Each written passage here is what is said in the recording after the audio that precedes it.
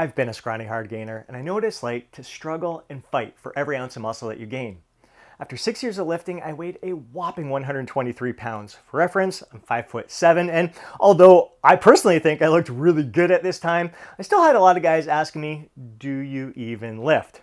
I've been 50 pounds overweight, and I know what it feels like to be embarrassed to take your shirt off at the beach, to feel uncomfortable in your own skin, and to suck wind each time you bend over to lace up your shoes. I've also been a competitive bodybuilder and know what it's like to get to those extreme levels of leanness and why it's meant to be just a temporary state and why it's so important for you to get back up to a healthy body fat percentage so you can thrive and feel your best. I also know what it's like to lack mobility and flexibility and just not be as able-bodied as you would like to be. But here, as I'm nearing the age of 49 years young next month, I've never felt better. I personally think I've never looked better, and I'm just thriving in all aspects of my life. Just really embracing this journey, embracing this process, and just never, ever have I had more fun than I've been having in these recent years here. And the important message that I want you to take home from this video is that we're all just finding our way here. Like all of us, even every coach out there, we're just finding our way, learning and growing through this process. You're on your journey. Like what has brought you to this stage of your journey is completely unique from everyone else out there. And where your journey is going to take you from here is going to be completely unique from everyone else out there. When I look at my journey here, there was no blueprint that got me right to this point that said, all right, Scott, for the first 34 years of your lifting, you're going to be focused on just weight training here. So 34 years of your body transformation, building your best body, we're just going to focus on weightlifting. And for 20 of those years, you're going to focus on just body part split routines. So you're going to start working in a variety of other training splits. And after 32 years of lifting weights there, you're going to, like during those first 32 years, it's all going to be high volume training. Then the last 2 years, from 32 to 34 years, you're going to reduce your training volume. You're going to drop it from 5 to 6 days of working out down to 3 to 4 days of working out. You're going to drop it from 90 minutes to 2-hour workout sessions to just 45 to 60 minute workout sessions.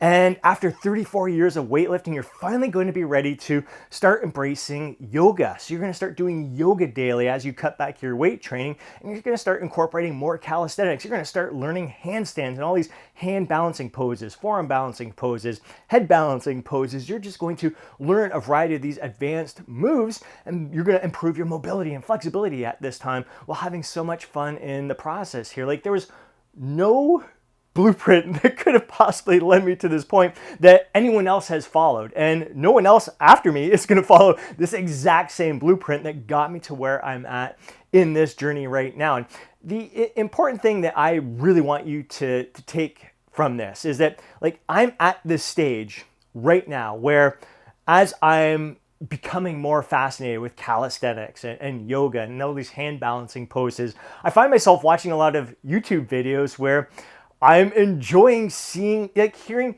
what got other people to this stage of their journey where they're embracing calisthenics, where they're embracing yoga combined with weight training, because weight training is still a foundation for me, but I'm really loving this calisthenics here. And really, especially, I mean, there's some guys who started at a younger age in their teens, but I love seeing guys who started later in life and just seeing how they progress. And a lot of it, I think there's similar stories. Like we start doing it we want to improve our mobility or flexibility. Then we start seeing other poses and stuff that they're doing. Like, damn, like I want to do that. Like that looks cool.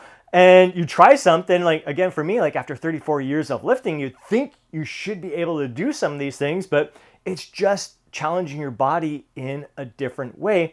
So I'm fascinated. I'm fascinated with how they got to where they're at. I'm just fascinated with this journey. That's the thing that I really want to get home to you guys here, is to have this healthy fascination, this curiosity with your body, what you're capable of achieving, and really having an open mind to the possibilities that lay before you. And there's opportunities that are presenting themselves each and every day. And sometimes it's just not the right time in our life to embrace something, but keep an open mind, because you never know down the road it may be the right timing for you to embrace a certain practice, a certain modality when it comes to improving upon your physique. Like, I was exposed to yoga 20 years ago. It just didn't suit me at that time. But when my kids bought me the 10 sessions for my birthday 20 months ago, I was very intimidated, didn't know what the heck I was getting myself into, but I knew I needed to improve my mobility and flexibility. Then I started seeing all these guys in class and women doing these hand balancing poses and crazy athletic movements. I'm like, that looks so freaking cool. And it was humbling for me to try some of these things and not be able to do them myself, but having that curiosity, that fascination. Well, what do I need to do to get to that point? And what will happen if I start embracing more of this training into my overall lifestyle? And it's definitely made me more mobile, more functional, for lack of a better word. I'm developing strength in aspects that I hadn't in 34 years of lifting weights. I still freaking love weights. And if weights is all that you want to do right now yourself, that's your journey. That's where you're at right now. You don't have to start embracing yoga or calisthenics or anything like that. Again, the most important thing is, like, I want you to follow your journey. This is your journey. I want you to look within, to have that heightened sense of awareness of what's going to serve you best in this moment, but have that open mind, that willingness to experiment and try different things. If it doesn't suit you right now, that's okay. Maybe it will down the road, maybe it won't. It doesn't matter. We're all just finding our way right here. There's so many different ways to challenge our bodies, to improve our health, to improve our overall well-being. It really comes down to our mental health, like doing all of these things, not because we have to improve the way we look or to improve the way our health is or whatever, but because we want to do it, because it brings great joy to our life. It really brings out the best in us and allows us to give the best of ourselves to everyone around us, the people that we care about the most, and just really helps us to express the best version of ourselves. So don't get caught up in anyone else's journey. Again, like, I have been watching a lot of videos of other people's journey, how they got to where they're at right now, and it's all inspiring. It's all fascinating, but it doesn't mean I'm going to follow their exact journey from here on. No, it's like you take what you like, you learn little skills here and there from each and every person, and you just use it to kind of create your own journey. As I keep saying, like, in the Lose Fat, Get Jacked inner circle, the members are following the same workout plan that I do each month, but they're catering it to themselves. They're maybe swapping out exercises for ones that suit them best, but have a similar kind of outcome, result-based function of that movement pattern there.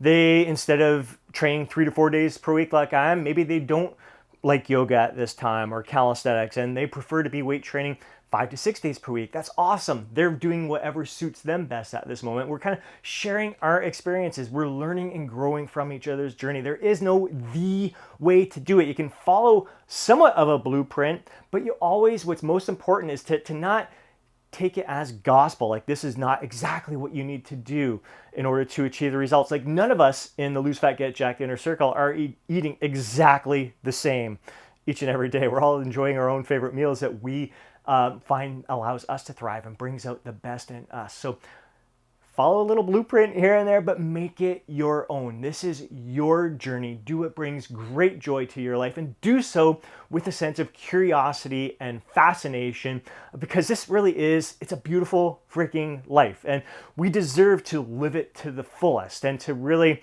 experience it to the best of our abilities. So doing everything that you can, whatever that is, to allow you to move your best, feel your best, perform your best, and just thrive in all aspects of life, do that. That's what matters most.